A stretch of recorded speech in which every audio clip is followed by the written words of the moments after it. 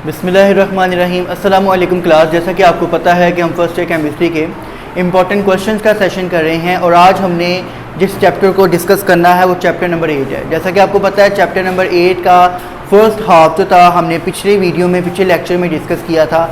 आज हमारा इसका लेक्चर नंबर 2 है जिसमें हम मज़ीद नेक्स्ट हाफ जो हमारे ALP के अकॉर्डिंग टॉपिक्स रह गए हैं उनको देखेंगे। साथ ही साथ हम एक्सरसाइज के क्वेश्चन को भी देखेंगे कौन कौन से ALP के according board point of view से इंपॉर्टेंट क्वेश्चन हैं। तो चलते हैं। सबसे पहला क्वेश्चन आज के लेक्चर के मुताबिक जो हमारा है वो है what is common ion effect.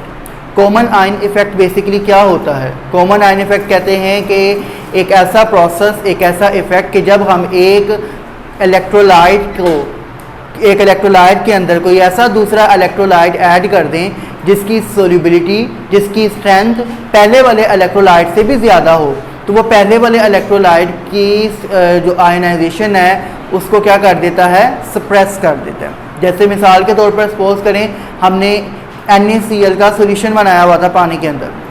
Sodium chloride सबको पता है एक इलेक्ट्रोलाइट है, स्ट्रॉन्ग इलेक्ट्रोलाइट है, लेकिन उसके अंदर NaCl के सोल्यूशन में अगर हम HCl को ऐड कर दें, हाइड्रोक्लोरिक एसिड जो है ये सोडियम क्लोराइड से भी ज़्यादा स्ट्रॉन्ग इलेक्ट्रोलाइट है, तो HCl जो होगा वो क्या करेगा? NaCl के एक्शन को, उसकी आयोनाइजेशन को सप्रेस कर देगा, उसको रोक देगा, और ये जो प्रोसेस है इसे हम कॉमन आयन इफेक्ट का नाम देते हैं।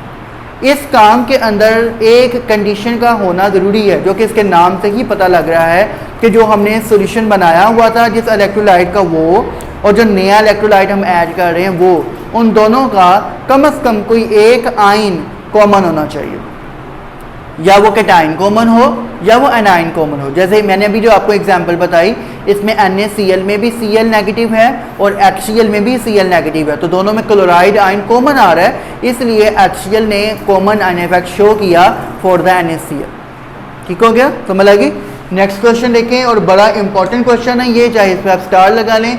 How can we purify NaCl solution? ये अभी मैंने आपको बता दिया कि NaCl सोल्यूशन को कैसे प्योरीफाई कर सकते हैं। उसमें HCl डालेंगे, HCl क्या करेगा? NaCl की आयनाइजेशन को सप्रेस कर देगा।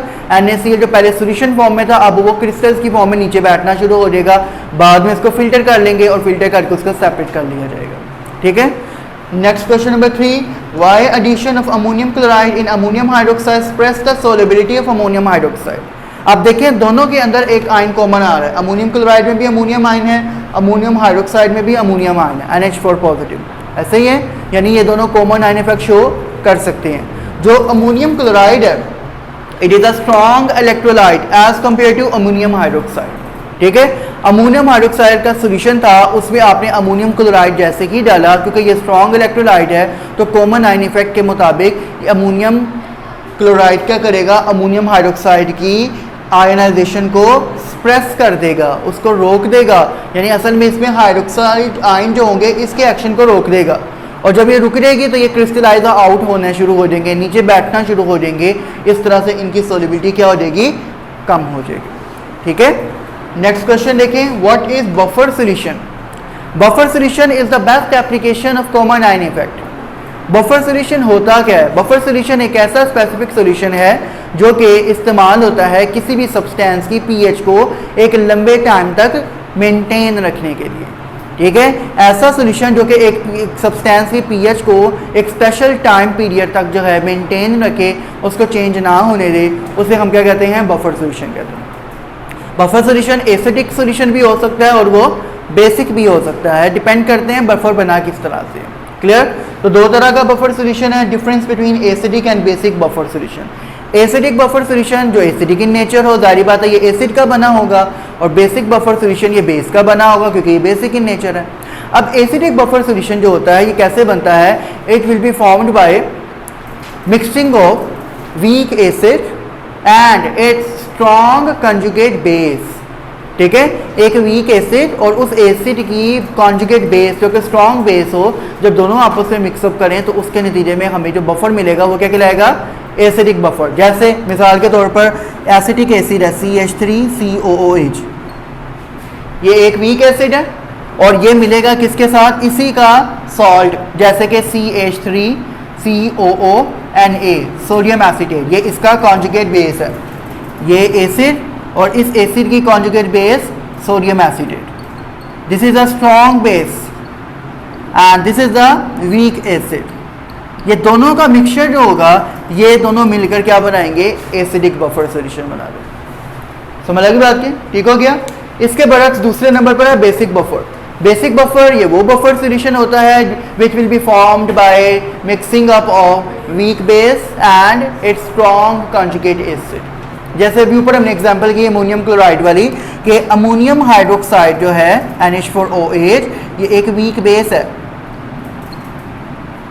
ये जब मिक्सअप होगी अमोनियम क्लोराइड के साथ NH4Cl के साथ, जो कि इसका स्ट्रॉन्ग कॉन्जुगेट एसिड है, तो ये दोनों आपस में मिलकर बेसिक बफर सॉल्यूशन बना दें। समझ आएगी? बेसिक क्यों बना? Due to the presence of hydroxyl ion, या आप ये भी कह सकते हैं due to presence of ammonium hydroxide base. और ये एसिडिक क्यों है? Due to the presence of hydrogen ion protein, या due to presence of acid. Clear? ठीक हो गया। तो ये दो तरह का बफर होता है, और हमने ये भी बात कर ली नेक्स्ट क्वेश्चन में कि हाउ एसिडिक और basic buffer solutions are produced, कैसे प्रोड्यूस होते हैं। एसिडिक करना है तो एक वीक एसिड और उसका स्ट्रॉन्ग कॉन्जुगेट बेस, और अगर हमने बेसिक बनाना है तो वीक बेस और उसका स्ट्रॉन्ग कॉन्जुगेट एसिड मिक्सअप करेंगे। Is it clear? Next question देखें, why do we need buffer solution. ये भी बड़ा इंपॉर्टेंट शॉर्ट क्वेश्चन है। बफर सॉल्यूशन क्यों बनाते हैं, इसकी ज़रूरत क्यों पेश आती है। हम अपनी रोज़मर्रा ज़िंदगी में बहुत सारी ऐसी प्रोडक्ट्स यूज़ करते हैं, खाने में भी यूज़ करते हैं, जिसमें हम बफर डालते हैं। ठीक है, जैसा कि मिसाल के तौर पर आपने देखा होगा, आप बाज़ार की कोई भी चीज़ लें, उसके ऊपर उसकी एक एक्सपायरी डेट लिखी होती है, और कहा जाता है कि वो एक्सपायरी डेट के बाहर जब टाइम गुजर जाए तो उसके बाहर पे उस चीज़ को यूज़ नहीं करना चाहिए। ऐसा ही है ना? तो वो एक्सपायरी डेट का मतलब क्या है कि उस चीज़ में एक स्पेसिफिक बफर डाला हुआ है जो उस चीज़ की पीएच को मेंटेन रखता है। अगर, और ये पीएच कितनी देर तक मेंटेन रख सकता है जी? इस डेट तक, जो एक्सपायरी डेट है, लेट्स सपोज उस पर लिखा हुआ है 2023 तक चला सकते हैं आप इसको यूज़ कर सकते हैं। मतलब वो 2023 तक इस सब्सटेंस की, इस चीज़ की पीएच को मेंटेन रखेगा वो बफर। लेकिन जैसे कि 2023 की ये स्पेसिफिक डेट आएगी तो इस बफर का काम करना क्या होगा, वो ख़त्म हो जाएगा, ये अपना काम करना छोड़ देगा। तो उसके बाद पीएच चेंज होना शुरू हो जाएगी। अगर बड़ी ड्रास्टिकली पीएच चेंज हो जाए तो उसकी वजह से बॉडी को बहुत ख़तरनाक किस्म के नुकसान हो सकते हैं, क्योंकि हमारी ब्लड की जो नॉर्मल पीएच है वो कितनी है, 7.35। ठीक है, ये जनरल पीएच है, यानी राउंड अबाउट 7। ठीक हो गया। तो 7.35 पीएच से अगर ज़्यादा हो गया, जैसे 8 पर चली गई पीएच या पीएच 6 पर चली गई, तो वो दोनों केसेस में ख़तरनाक होगा। ये पीएच किसकी है? हमारी ब्लड की पीएच है। ठीक है, हमारे ब्लड की इतनी पीएच है और इस पीएच पर हमारा ब्लड एक्टिव काम कर रहा है। तो हम कोई भी फूड प्रोडक्ट, कोई भी चीज़ इस्तेमाल करते हैं तो इस पीएच के राउंड अबाउट हो। अगर वो 8 पे चली गई या वो 6 पर चली गई तो वो बॉडी की पीएच को क्या कर देगी, चेंज कर देगी, जिसकी वजह से उस पर्सन की डेथ भी हो सकती है। आपने देखा होगा बाज़ कार एक्सपायरी डेट गुजर गई और चीज़ खाने की वजह से इतनी ख़तरनाक किस्म की फूड पॉइजनिंग हुई कि पेशेंट की डेथ हो गई। ठीक है ना? तो ये किस वजह से होती है कि वो पीएच को, ब्लड की पीएच को बहुत ज़्यादा ड्रास्टिकली चेंज कर देते हैं, जो कि नुकसानदेह साबित होती है। इसीलिए हमें बफर रिक्वायर्ड होता है हर किस्म की प्रोडक्ट के अंदर। क्लियर? नेक्स्ट क्वेश्चन देखें, when pH of buffer equals to the pKa value. इससे पहले ये क्वेश्चन देख लें, how does buffer act. Buffer काम कैसे करता है जी? बफर काम कैसे करता है? बफर काम करता है by using the common ion effect. ठीक है, कॉमन आयन इफेक्ट के प्रिंसिपल को फॉलो करके काम कर रहा है ना ये, कि एक हम जब जैसे ही कोई कॉन्जुगेट, जैसे एसिडिक बफर है तो उसमें जैसे उसकी कॉन्जुगेट बेस डालते हैं तो वो उस एसिड के एक्शन को क्या कर देता है, सप्रेस कर देता है। जब एक्शन को सप्रेस कर दिया तो एसिड अपने प्रोटॉन डोनेट नहीं कर पाएगा, H पॉजिटिव नहीं देगा। H पॉजिटिव नहीं देगा तो पीएच मजीद डिक्रीज नहीं करेगी, पीएच कांस्टेंट हो जाएगी। इसी तरह बेसिक बफर में है, कॉन्जुगेट एसिड जो होगा बेस की आयनाइजेशन को रोक देगा, मतलब हाइड्रोक्सिल आयंस नहीं बनेंगे। जब वो नहीं बनेंगे या कम बनेंगे तो POH भी क्या हो जाएगी, मेंटेन होना शुरू हो जाएगी। समझ लगी बात की?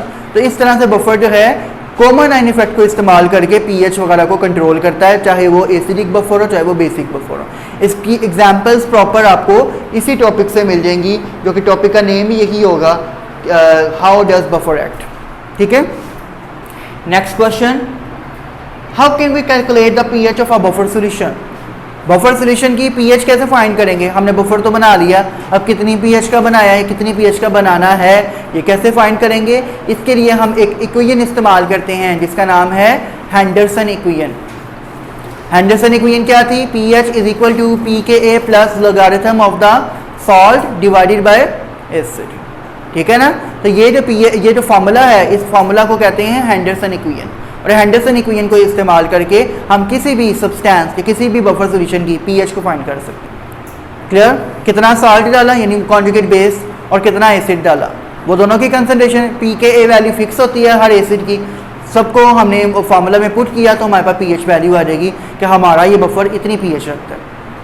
इसी तरह अगर कोई बेसिक बफर सॉल्यूशन है उसकी पीएच भी हम ऐसे ही फाइंड कर सकते हैं। फार्मूला बस थोड़ा सा चेंज हो जाएगा। क्या हो जाएगा वो? POH is equal to pKb plus log salt divided by base. ठीक है? जहां जहां एसिड की चीज़ें थी वहां वहां उसकी जगह बेस की चीज़ें आ जाएंगी, बाकी सारा फार्मूला हो गया। क्लियर हो गया?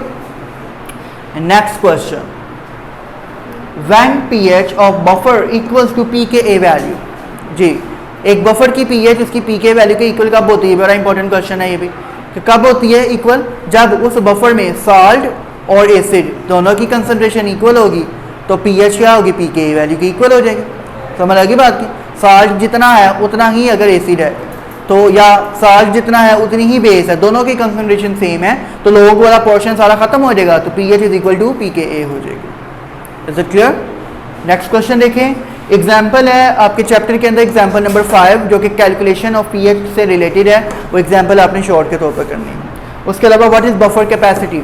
बफर कैपेसिटी क्या होती है कि एक बफर सॉल्यूशन कितनी लिमिट तक, कितनी रेंज तक pH को मेंटेन कर सकता है, ये उसकी बफर कैपेसिटी कहलाती है। समझ लगी बात की? इसकी डेफिनेशन और एक एग्जाम्पल करेंगे आप बफर कैपेसिटी के टॉपिक से मिल जाएगी। आगे आ जाए इस चैप्टर की एक्सरसाइज के अंदर। एक्सरसाइज के शॉर्ट क्वेश्चंस के लिए आपने करना है question number 7, question number 8, question number 10 और 11। इनके जितने रिस्पेक्टिव पार्ट्स बनते हैं वो सब आपने ज़्यादा शॉर्ट करने हैं। उसके आगे लॉन्ग क्वेश्चंस की तरफ आएँ। जैसा कि आपको पता है कि पेयरिंग स्कीम के मुताबिक चैप्टर नंबर 8 में से न्यूमेरिकल आते हैं, थोरेटिकल क्वेश्चन नहीं आता, इसलिए आपने इस चैप्टर में जो ALP के अकॉर्डिंग से न्यूमेरिकल्स हैं वो करने हैं। और वो कौन कौन से हैं? क्वेश्चन नंबर 19 है, 20 है, 21, 22 और 23, यानी गिनती के सिर्फ 5 क्वेश्चन हैं एज अ न्यूमेरिकल। तो ये तो बहुत आसान हो गया ना आपके लिए। सिर्फ 5 क्वेश्चन हैं जो कि न्यूमेरिकल के तौर पर आपने प्रिपेयर करने हैं और आपका क्वेश्चन अच्छा वाला एक पोर्शन तैयार हो जाएगा। ये था भाई क्लास। आज हमारा चैप्टर 8 का मैं नेक्स्ट पोर्शन डिस्कस किया और आज हमारा चैप्टर 8 कंप्लीट हो गया। कल इंशाल्लाह हम नेक्स्ट चैप्टर के साथ चलेंगे। तब तक के लिए अल्लाह हाफिज़।